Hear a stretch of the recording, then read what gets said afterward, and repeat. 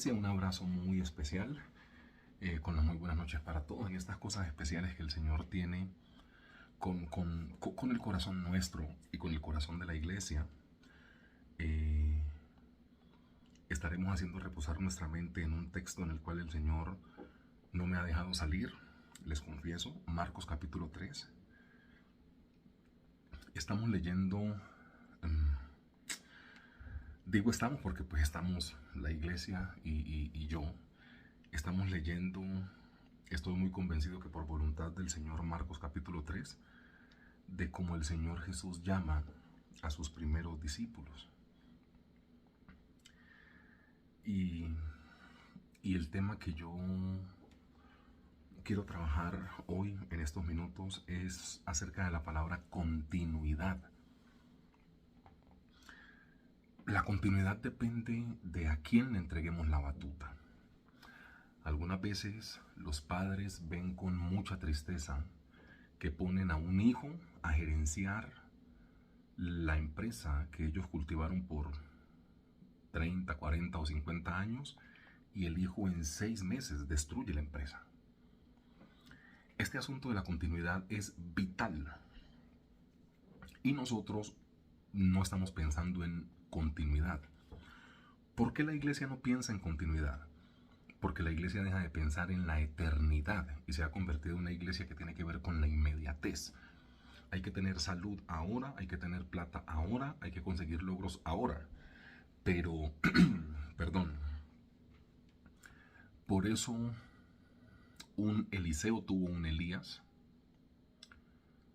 por eso unos discípulos tuvieron al Señor Jesús, por eso Timoteo, Juan Marcos, Lucas y Tito tuvieron al apóstol Pablo. Por eso Josué tuvo un Moisés, y así sucesivamente te puedo mencionar que siempre tiene que ver con la sucesión. Solo una persona que esté pensando no en el término inmediatez trabaja con un sucesor. Porque si usted cree que usted está hecho en esta vida para vivir únicamente usted y no preocuparse más, pues usted no se preocupa en dejar sucesión. Pero Dios siempre, como está pensando en generaciones, Dios te habla, dejen sucesión, dejen herencia. Es una palabra que se repite mucho, la herencia. Lo que yo le prometí a tus padres te lo estoy dando a ti. ¿Recuerdas? Salomón, por amor a David, tu padre, que era mi siervo, tú vas a construir el templo. Todo lo que Dios hace en la Biblia tiene que ver con una herencia. La tierra que yo le juré a tus antepasados, a Abraham, a Isaac, tenla tú, Jacob. Dios siempre está pensando en la eternidad, en este asunto que nosotros no pensamos mucho. Nosotros somos del aquí y el ahora. ¿Por qué? Porque la palabra eternidad se nos fue.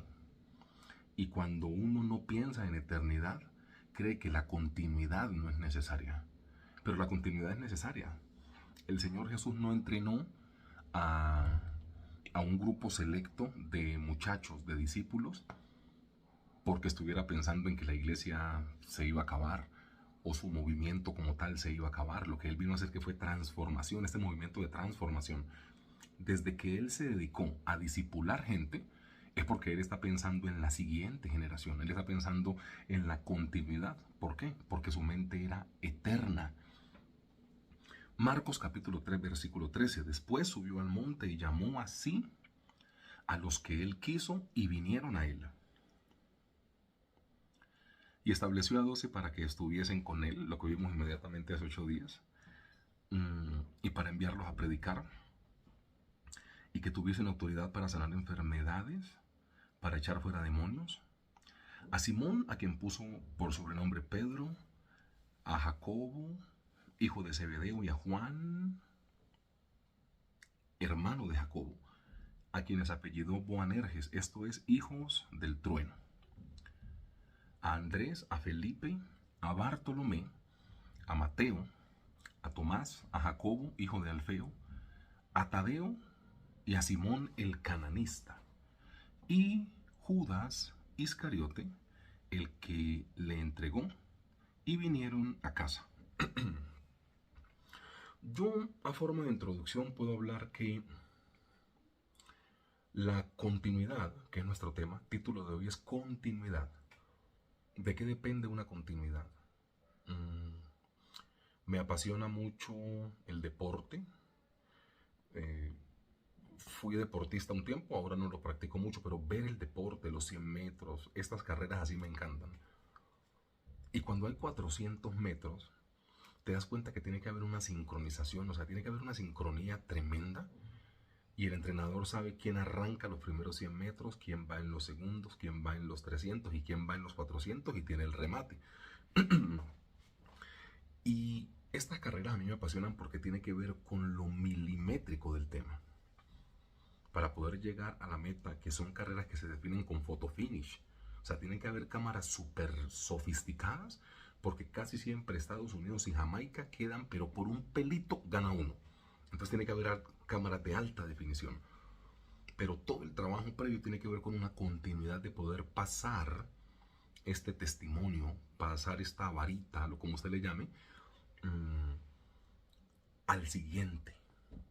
Y el éxito y el llegar a la meta tiene que ver de en qué manera nosotros pasamos el testimonio o el testigo este a la siguiente persona.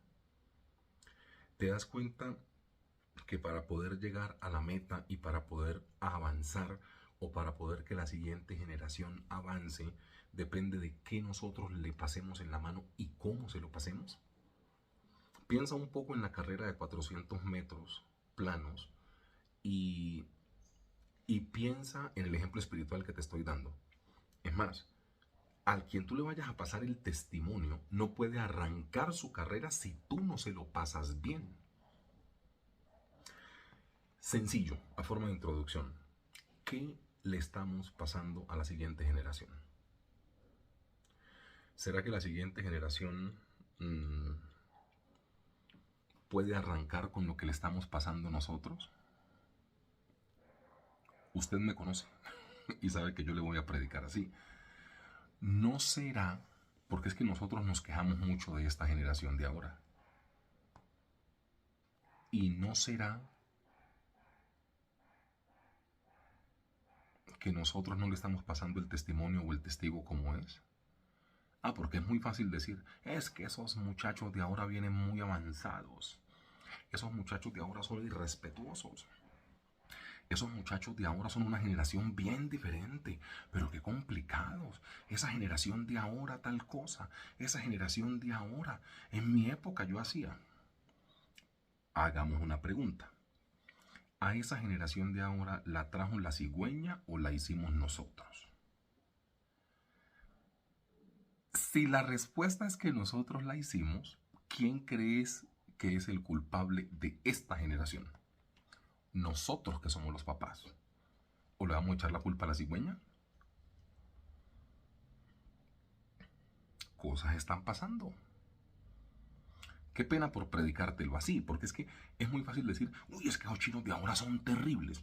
¿Quién es el papá y la mamá de esos chinos? Nosotros. ¿Quién es el culpable? Nosotros.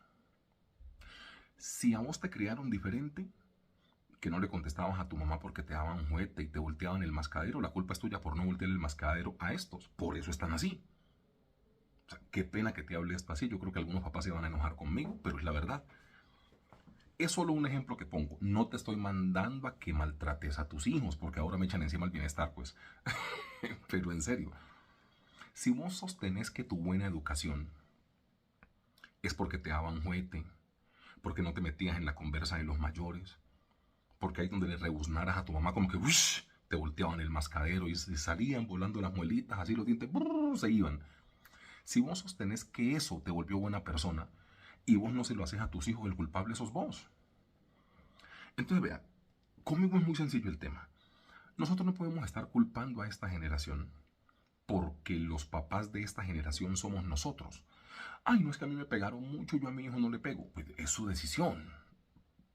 Pero quien sus brincos da, a sus pies se atiene. Es su decisión, es su manera. Hombre, y vea, y los que somos un poquitico más chapados a la antigua, yo sé que los adolescentes que estén viendo esto me van a querer muy poquito, pero con un solo castigo que el papá o la mamá le diera a uno, uno aprendía. Por ejemplo, que estuvieran hablando los mayores y que usted se metiera. Que mamá, que ¡pam!, hasta su cachetada le daban. Y usted ahí aprendía y se volvía gente que en conversa de mayores el menor no se mete. Ahora tenemos niños diferentes que está hablando el papá y le meten ahí a la mitad. ¿Por qué? Pero los estamos criando nosotros. Entonces nosotros no podemos andar argumentando que esta generación es súper mala, que yo no sé qué, porque los papás somos nosotros. Hermano, así funciona. De pronto otra perspectiva, a usted de pronto le enseñaron únicamente a echarle la culpa a la siguiente generación, no a responsabilizarse. Bíblicamente usted se tiene que responsabilizar de la siguiente generación, porque es que el papá de Isaac es Abraham, no la cigüeña.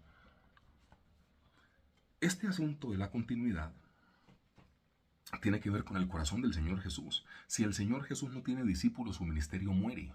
Si Él no tiene estos apóstoles, estos 12 que Él llama, el ministerio se le muere. Como Él está pensando en la continuidad y en la eternidad, Él llama a 12 personas. Entonces, hace 8 días veíamos que era pasar tiempo con Él, ¿no? Entonces, según este texto, pasar tiempo con Él te pone a predicar, te da autoridad, te da la capacidad de sanar enfermedades, te da la capacidad de echar fuera demonios. ¿Eso suena muy bonito? Sí. ¿Cuál fue el requisito para poder hacerlo? Pasar tiempo con Él. 3 años o 3 años y medio tuvieron que pasar de un discipulado. Discipulado, pero con el Señor Jesús discipulado, viéndolo hacer todas las cosas. Pasaron tiempo con Él. Eso le dio autoridad para poder echar fuera demonios, sanar enfermedades, para tener autoridad sobre el resto de la gente y para poder predicar la palabra. Lo que nos atañe hoy es la palabra moldeable. De eso te voy a hablar. Moldeable. Leo Marcos capítulo 3, versículo 16. A Simón, a quien puso por sobrenombre Pedro. Tener un corazón moldeable es la base de todo. A mí me da mucha alegría leer la vida de Pedro, porque Pedro es el discípulo que el Señor Jesús más, o sea, le cambia el nombre una vez, pero un día le dijo Simón, hijo de Jonás, o sea, lo regresa como a su pasado, como que pilas que te falta pulirte, pilas que te falta pulirte. Es como cuando vos sos de un barrio o sos de un pueblo y te tienen como un apodo. O es como cuando, por ejemplo, vos te llamás, a ver, pongo un nombre.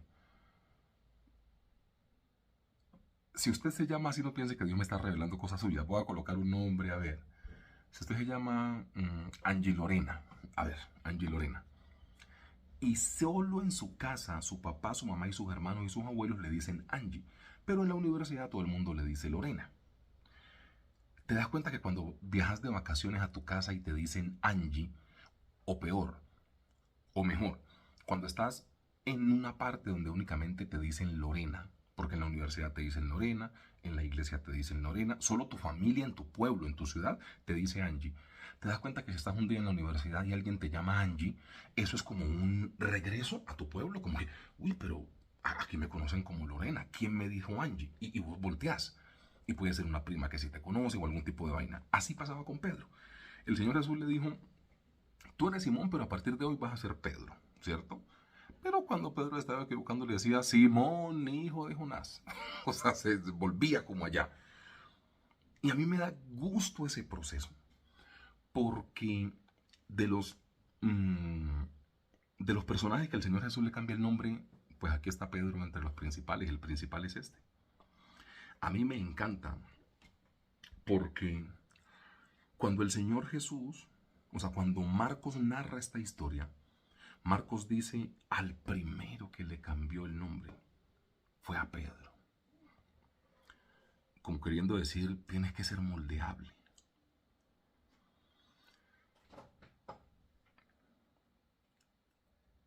Tener un corazón moldeable es la base de todo el éxito ministerial de lo que Dios quiere hacer con tu vida. O sea, a Dios hay que darle libertad de cambiar las cosas que Él considere pertinentes cambiar en tu vida.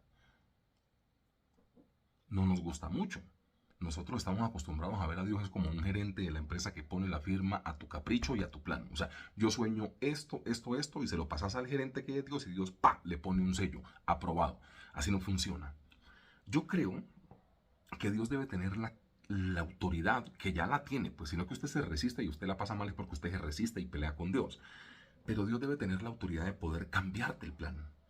Ustedes se dan cuenta que una de mis oraciones, los que van con nosotros pues a la iglesia, al salón donde está el templo ahora, yo digo, Padre Celestial, y si es necesario anular nuestro plan, anúlalo. Y yo creo que hay mucha gente que dice, ay no, ¿cómo usted va a orar así? Le cuento que esa es una oración muy bíblica. Dios no está diseñado para poder cumplir tus caprichos. Dios cumple voluntades, sueños y propósitos. Ay, que es que yo me encapriché con tal cosa y es que yo quiero. Si eso no es la voluntad del Señor, pues sencillamente no pasa. ¿Qué te intento decir con esto? Eh, Te das cuenta que una de las cosas que pasa es que el Señor moldea y el Señor cambia el nombre sin necesidad, o sea, como sin tener necesidad. Pero siempre donde esos versículos salen, ¿no? Tomás llamado Dídimo, ¿sí me entendés? Simón, el que era conocido como el cananista. Tal cosa. Juan y Jacobo, Boanerges, hijos del trueno. Siempre eso tiene como una connotación especial. Y es que el Señor puede modificar cosas en tu vida. O sea, Dios no llamó a los discípulos y los dejó como estaba. De hecho, al primero que se menciona acá, según la lista que da Marcos, dice que el nombre y lo cambió. Entonces, ¿por qué nosotros tenemos esa falsa creencia de que Dios nos sale al camino, Dios nos llama, nos sale al camino, pero nosotros vamos a seguir siendo los mismos de siempre? No, el carácter de Dios muestra que lo que Dios quiere hacer en tu vida es moldearte para poderte usar a cabalidad. Si vos seguís en tu vida así como vas, medianamente vas a caminar. Si permitís que Dios te cambie, el asunto funciona diferente. Ustedes se dan cuenta que ninguno de a los que el Señor Jesús les quiso cambiar el nombre se resistieron. Este es un texto bellísimo, pero, todo este texto tiene que ver con una obediencia suprema. Mira, Marcos 3:19 dice, y Judas Iscariote, el que le entregó, y vinieron a casa. O sea, él los llamó y ellos se fueron. Muchas veces Dios, ¿qué no tiene que hacer para podernos llamar a nosotros? Pero mire, por ahí no es, pero mire, haga esto, pero mire, y usted y yo somos necios, tercos, tercos, tercos y tercos. Él aquí llamó y se fueron con él para casa, ya, sencillo. Este asunto de ser moldeables, a Simón, a quien puso por sobrenombre Pedro, y él lo tenía entre el Simón y el Pedro, y él lo tenía entre el Simón y el Pedro, entre el Simón y el Pedro, como cambiándole esto, cambiándole. Mira, el cambio de nombre en la Biblia es fundamental. El cambio de nombre para tu vida en manos de Dios es fundamental. Si usted quiere irse conmigo a por qué Dios le cambia el nombre, por ejemplo, a Pedro, Simón significa caña frágil. Pedro significa roca.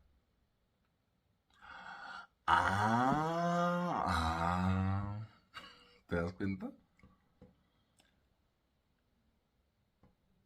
Saulo, aquel que ha sido pedido por Dios para una labor. Pablo, hombre pequeño y humilde. ¿Te das cuenta? Saulo de Tarso, yo soy el que mando.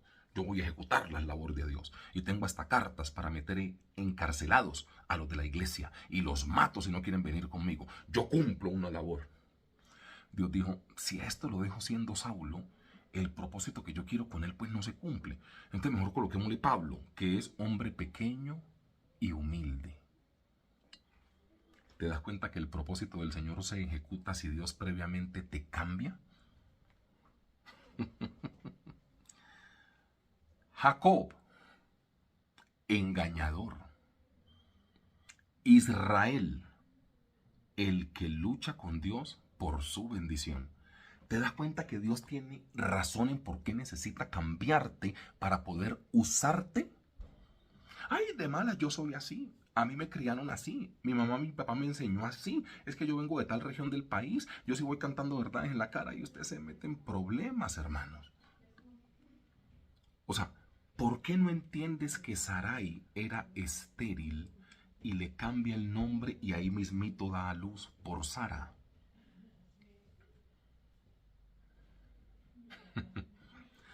Léalo en Génesis, porque usted puede pensar que yo le estoy exagerando para que usted me crea en la predicación.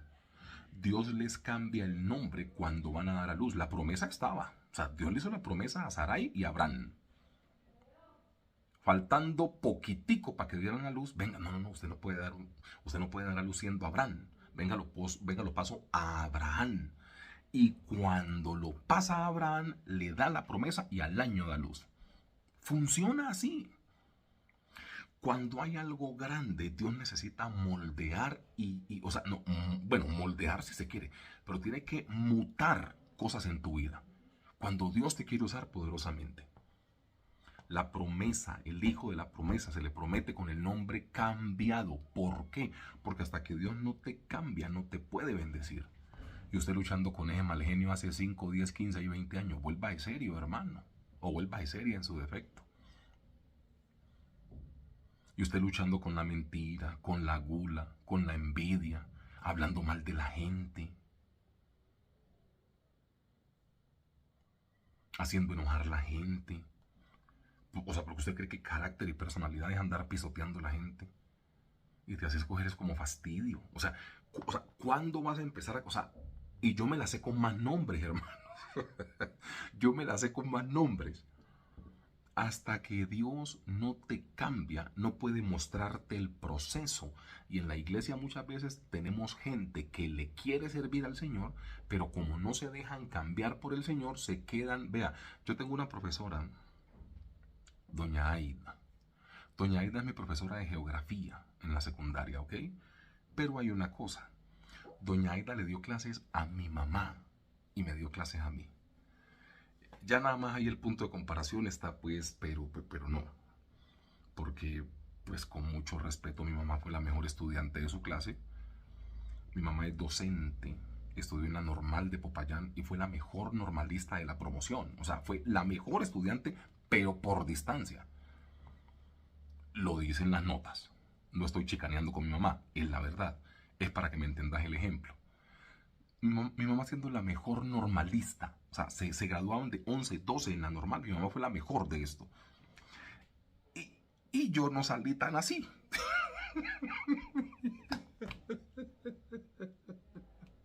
Yo, yo recuerdo que en sexto yo hice bandera, yo fui el segundo mejor estudiante en sexto. En séptimo me desordené un poquito y ahí entró doña Aida a darnos geografía. Y doña Aida, yo recuerdo que ella hablaba como así, era como una caleñota. Yo no sé si doña Aida era caleña como tal, pero ella te hablaba así. Y un día doña Aida me llamó y me dijo, vos, mi mamá se llama Elsa Doris, ¿no? Me dijo, vos no te pareces en nada Elsa Doris. Me dijo, pues claro, mi mamá siendo la mejor y yo medio díscolo, medio ahí, que como que no. Y doña Aida tenía siempre un dicho. Cuando uno perdía alguna evaluación, en ese tiempo, en mi época, no era nada digital, no, vos pasabas, ella dibujaba un croquis y te decía, ubicame Italia, ubicame la península tal, o sea, yo no tenía que pasar a ubicar. Y el que no se sabía esa vaina, ella no le decía nada, sino que le decía, te quedas del mismo tamaño, te decía así, ¿no? Se quedan del mismo tamaño. Y eso que decía doña Aida, pasando ese ejemplo a lo espiritual, le va a pasar a mucha gente. El que no se deje moldear por Dios, Dios no lo puede usar. Mire, esa es la típica gente que va a la iglesia, el mensaje del domingo le llega y dice, uy, no, sí, verdad, yo necesito cambiar. Y el lunes siguen igualitos. Por un momentico se emocionan, pero como no dejan que Dios se les meta totalmente al rancho, perdón por hablarlo así, porque Dios no es un atrevido, ¿no? Pero si no dejas que Dios se meta en tu corazón, o sea, Dios tiene que meterse en tu carácter. Dios tiene que meterse en tu voluntad. Dios tiene que meterse en tus decisiones. Dios tiene que meterse en tu economía.